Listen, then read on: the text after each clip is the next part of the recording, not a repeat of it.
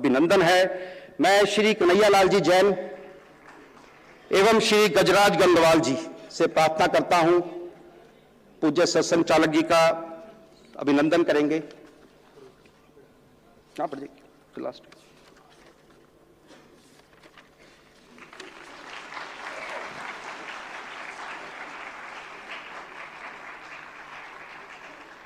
कन्हैयालाल जी जैन खुद एक ग्रुप के सीएमडी हैं, गुरुनिष्ठ हैं। वर्तमान में समग्र जैन समाज की प्रतिनिधि संस्था भगवान महावीर मेमोरियल समिति के आप अध्यक्ष हैं। आप देश के विभिन्न क्षेत्रों और में हिंदू संगठन के कार्य के लिए अलग अलग प्रदेशों विदेशों में जाते रहते हैं। कन्हैयालाल जैन जी का भी अभिनंदन है। श्रीमान गजराज गंगवाल जी, आप त्रिलोक तीर्थ बड़ा गांव के अध्यक्ष हैं, आप समाज सेवी हैं। आप झारखंड बिहार के सराग जैन ट्रस्ट जो सेवा के क्षेत्र में वनवासियों के बीच में काम कर रही है, उसके भी आप अध्यक्ष हैं। वर्तमान में आप भारतवर्षीय दिगंबर जैन महासभा के माननीय राष्ट्रीय अध्यक्ष हैं। आपका भी अभिनंदन है। करवा दीजिए ना।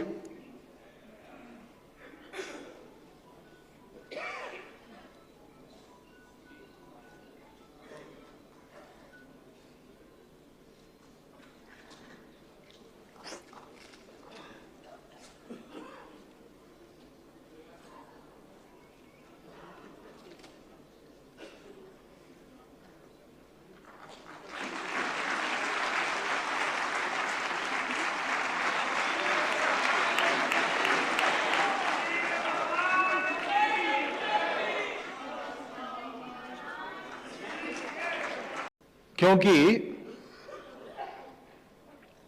हम एकात्मता स्तोत्र कहते हैं, रोज कहते हैं, प्रातः काल में कहते हैं, उसमें नित्य भगवान महावीर का स्मरण करते हैं। हमारे ज्ञान निधि में जैनागमों की भी गणना करते हैं। चतुर्वेदाः पुराणानि सर्वोपनिषदस्तथा रामायणं भारतंच गीता सद्दर्शनानि च जैनागमाः त्रिपिटकाः गुरुग्रंथ सतांगिरः एष ज्ञान निधि सर्व श्रेष्ठ। ये हमारे भारत की ज्ञान निधि है। और बुद्धा जिनेन्द्रा गोरक्षा पाणिनिश्च पतंजलि शंकरो मध्व निम्बाखो श्री रामानुज वल्लभो झूले लालोथ चैतन्य तिरुवल्लुवरस्तथा नायनमार आलवाराश्च कंबश्च बसवेश्वरा। ये इस ज्ञान निधि के सब प्रवर्तक है, उपदेशक है, और ये हमारी सबकी ज्ञान निधि है। क्योंकि एक ही निष्कर्ष सब बताते हैं।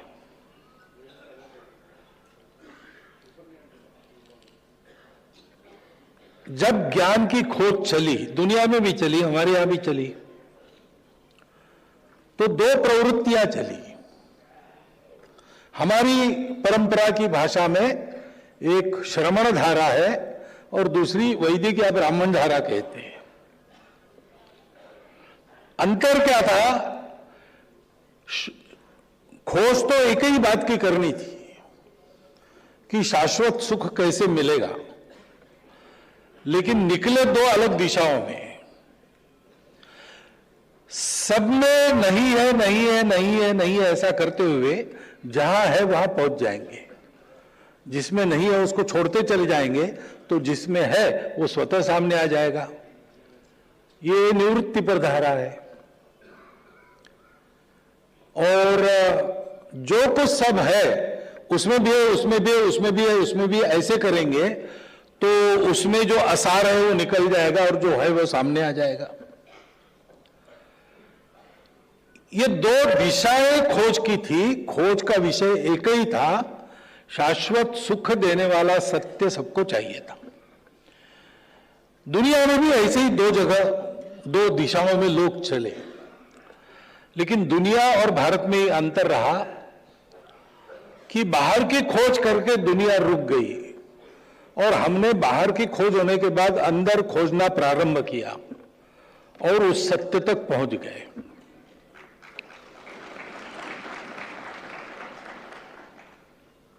अब वो सत्य है लेकिन देखने वाले की दृष्टि है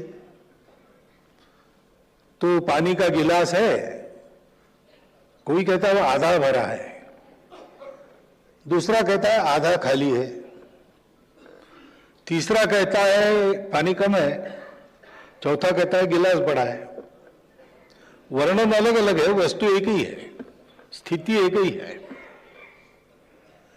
ऐसे देखने वाली की प्रकृति दृष्टि, इसके आधार पर रुचिनाम वैचित्र्यात रुजु कुटिल नाना पथयुताम, ऐसे उस सत्य का वर्णन हुआ। तो दर्शन धर्म अलग अलग बन गए,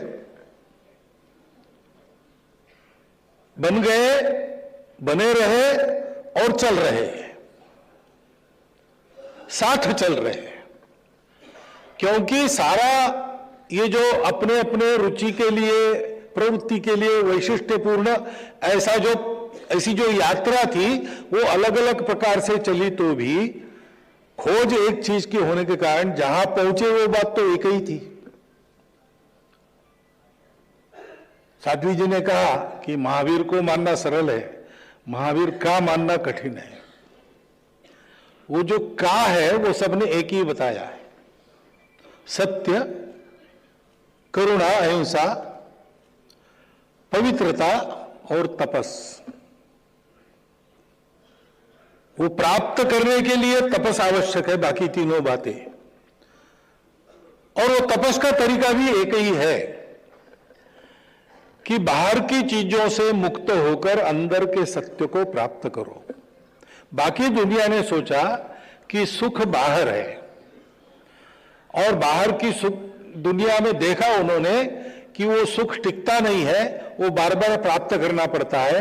इसलिए उनका ध्येय बना कि ज्यादा से ज्यादा लंबा जियो और ज्यादा से ज्यादा भोग करो, और भोग की वस्तुएं कम है, भोग करने वाले बहुत ज्यादा है, तो स्पर्धा होगी।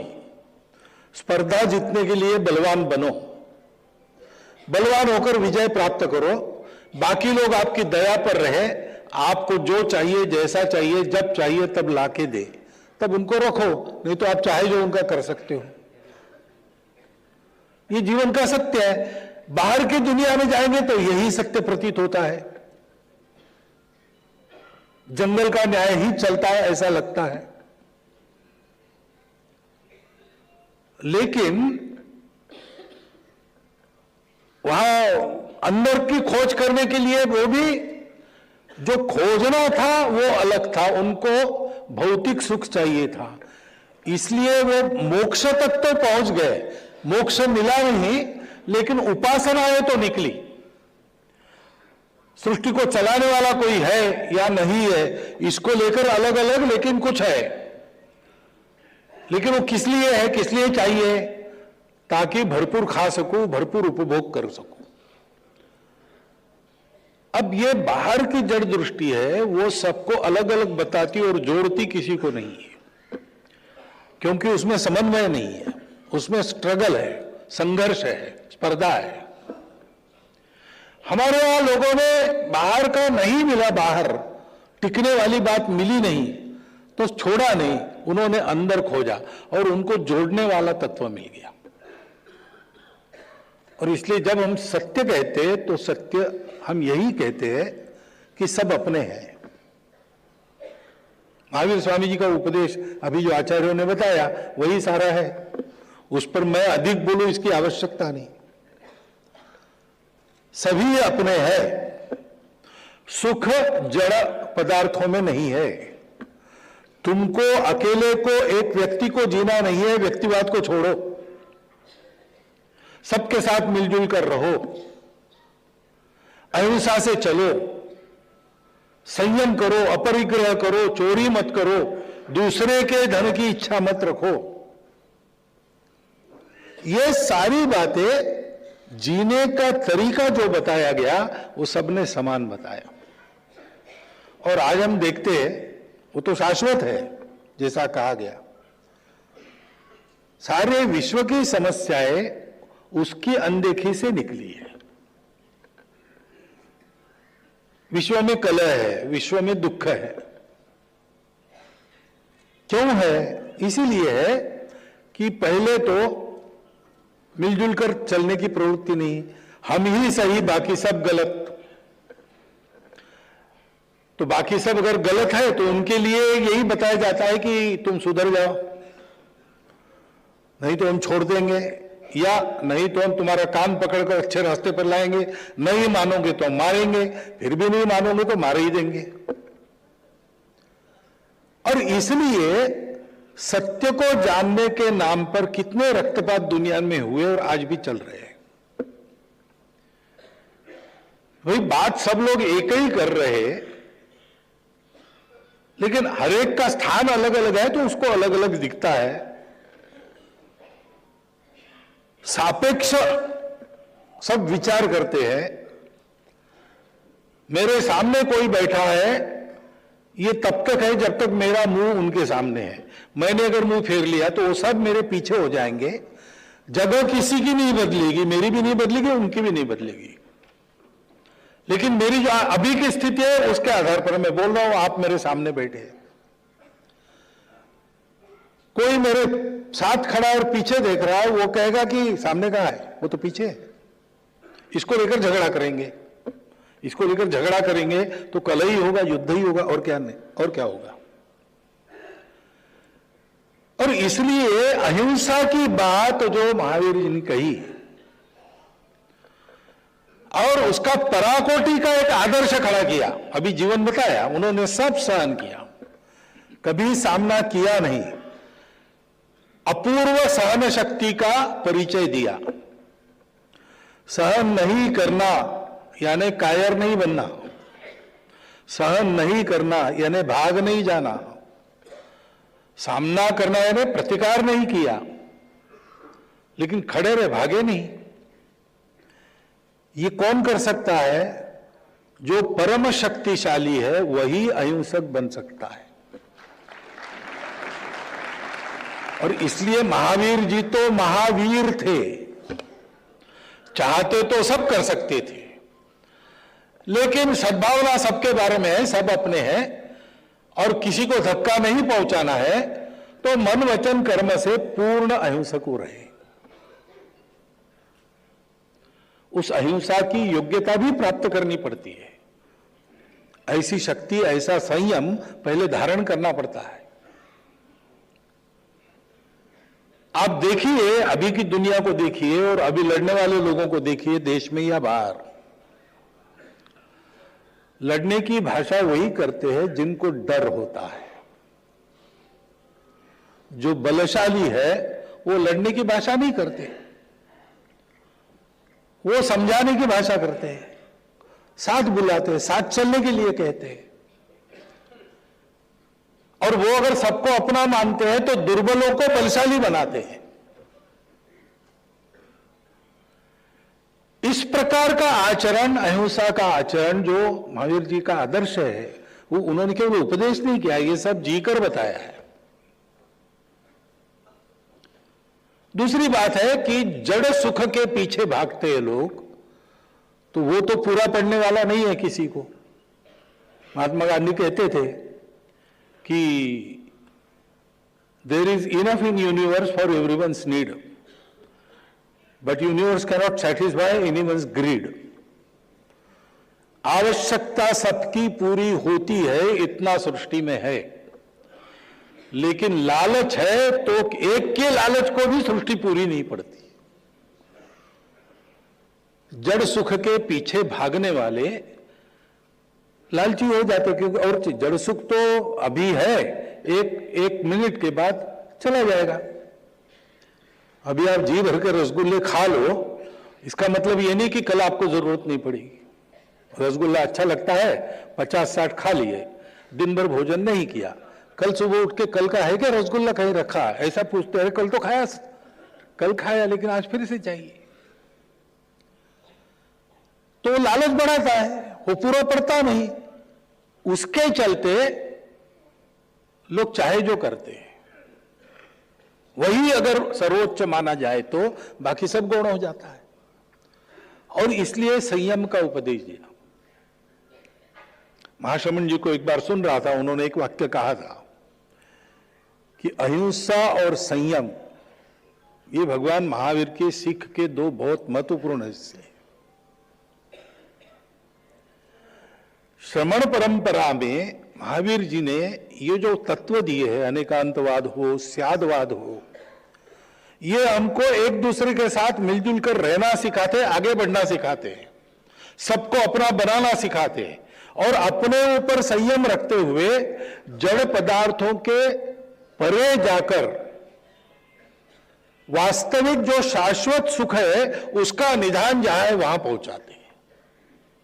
वो क्या है, कैसे है, इसके वर्णन के बारे में अलग अलग सब हो सकता है, लेकिन वो जो कुछ है वो एक ही है। ऐसा उनका संदेश है, जीवन संदेश है। और हम अपने भारत की परंपरा का विचार करते हैं तो यही हमारे सारे तत्वज्ञान, सारे तत्वदर्शी, सारे धर्म, पंथ, संप्रदाय सब यही कहते हैं। दर्शन अलग अलग है लेकिन प्रस्थान बिंदु एक है और व्यवहार एक है। और इसलिए हम कहते हैं कि विविधता में एकता हमारे देश में है। कभी कभी मैं कहता हूं कि विविधता में एकता क्या, एकता की ही विविधता हमारे देश में ध्यान में आती है। हम सब एक है और हम एक है तो हम बड़े प्रतापी बन जाएंगे, सारी दुनिया को जीतेंगे, ऐसा नहीं है। हम सब एक होने से प्रतापी बन जाएंगे, शक्ति संपन्न बन जाएंगे।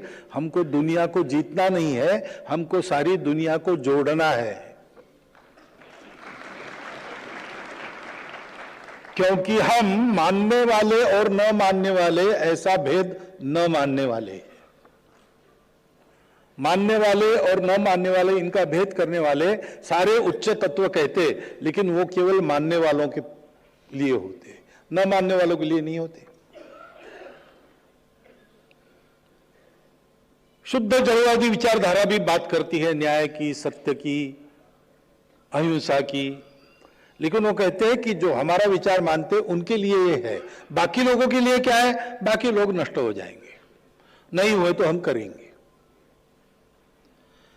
हम संपूर्ण विश्व को एक जीव के रूप में देखते हैं और इसलिए उसमें किसी प्रकार का विभाजन नहीं करते। जो मानने वाले हैं वो हमारे है ही, जो न मानने वाले हैं वो भी हमारे हैं, उनको भी जोड़ना है। और इसलिए हम बनेंगे तो हम और लोगों को बनाने के लिए उसका उपयोग करेंगे, उनको बांधने के लिए उसका उपयोग नहीं करेंगे। एक ऐसा उच्च जीवन दर्शन हमारे यहां मिला है और हमको एक कर्तव्य है कि सारी दुनिया को यह रास्ता बताना, और उसका समय आ गया है।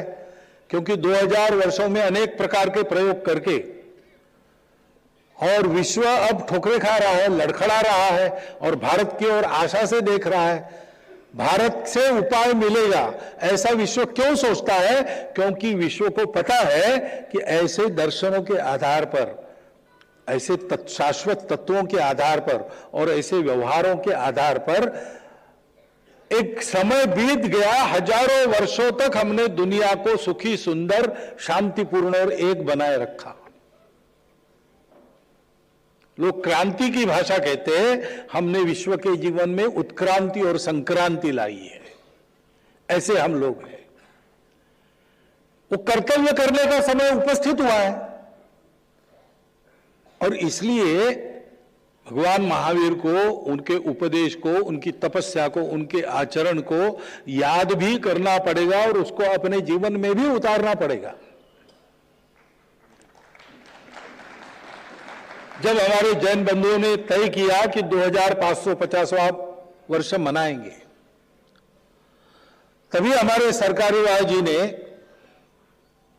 एक निवेदन दे दिया प्रेस को, महावीर जी के बारे में अच्छी जानकारी वगैरह सारा देकर कि उनका ये 2550वां वर्ष है और उसको मनाने में संघ सहयोगी सहभागी है। और 70,000 शाखा की बात हमारे मुनि जी ने कही, तो हमारी शाखाओं में उस बैठक के बाद ये शाखाशाह कार्यक्रम शुरू हो गए।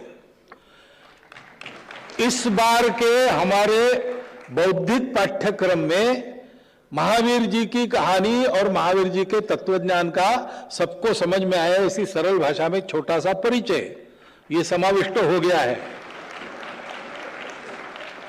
और उसकी पूछताछ भी होगी कि कितना किया जो तय हुआ था वो,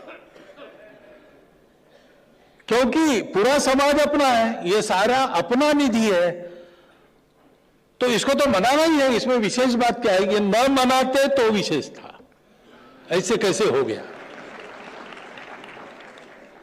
ये पूरा ज्ञान निधि अपना है, ये पूरे प्रवर्तक आचार्य हमारे आचार्य है। उन्होंने हमको जीवन की सत्य राह का दर्शन समय समय पर देशकाल परिस्थिति सुसंगत भाषा में कराया है। हमारा समाज भी अलग अलग रुचियां लगता है, उसके अनुसार एक एक रास्ते को पकड़ता है, उस पर निष्ठा से चलता है। उसको भी समझना चाहिए कि रास्ते अलग है, लेकिन जाना एक ही जगह सबको है, निकले एक ही जगह से है। जितनी मेरी शक्ति है वैसा रास्ता मैंने लिया है, लेकिन इसका मतलब ये नहीं कि दूसरा रास्ता गलत है, वो भी उतना ही समर्थ है। और इसलिए साध्वी जी ने जो कहा कि चाहे धर्म हमारे अलग हो, राष्ट्र के नाते हम एक है। हमारे समाज में अनेक वर्ग है जिनको हम समाज के जैन समाज कहते हैं, सिख समाज कहते हैं, भले ही हम कहे, लेकिन इस देश के लोगों के नाते हम सब एक है। और एक रहकर हमको देश को बनाना है।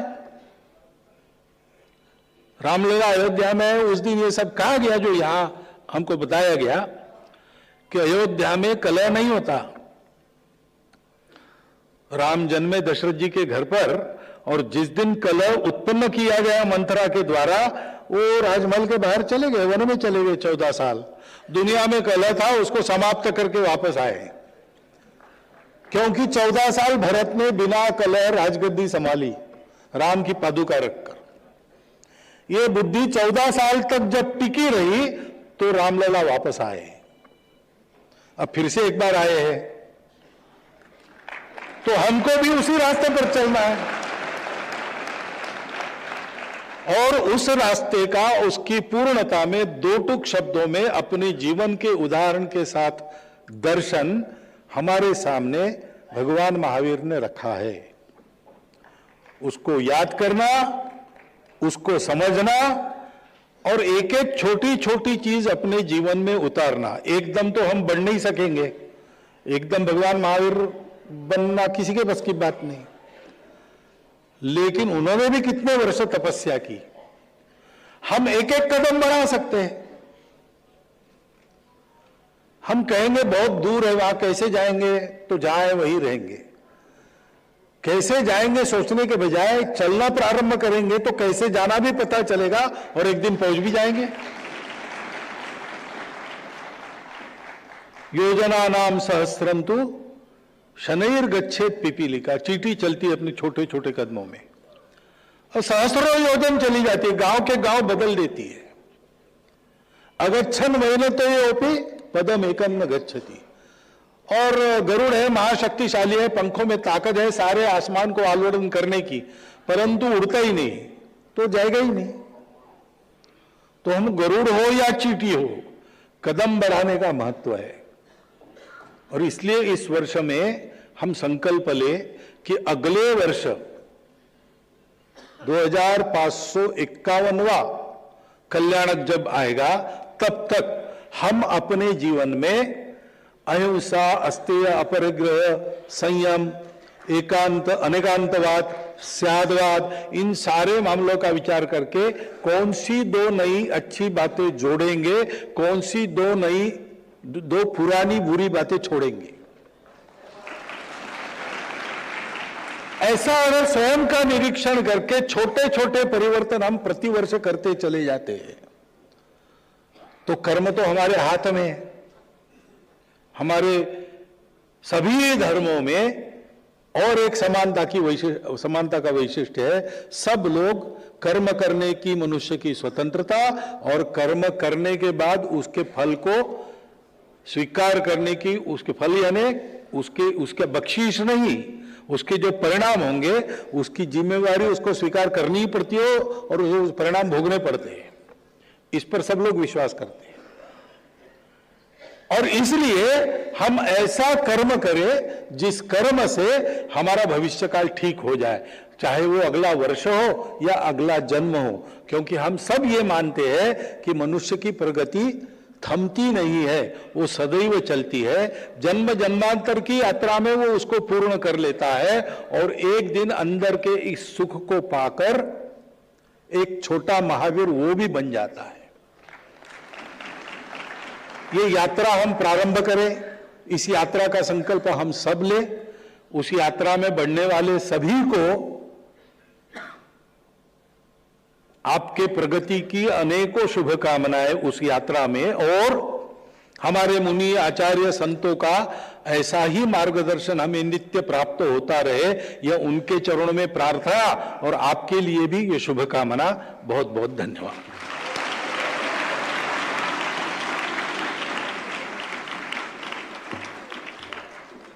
बहुत आभार है पूज्य सत्संग चालक जी का।